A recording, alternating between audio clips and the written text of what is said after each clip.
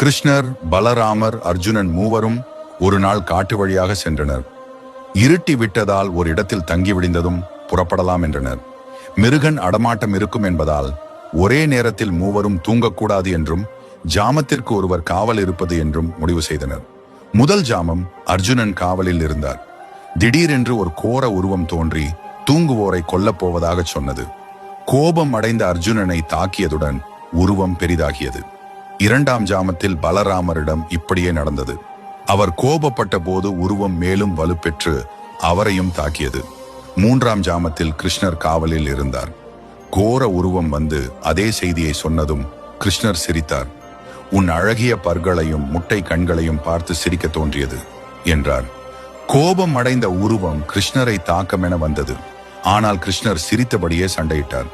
இதனால் உருவத்தின் வலிமையும் வடிவமும் குறைந்து கடைசியில் புழுவாக மாறியது. கிருஷ்ணர் புழுவை பிடித்து துணியில் முடிந்தார்.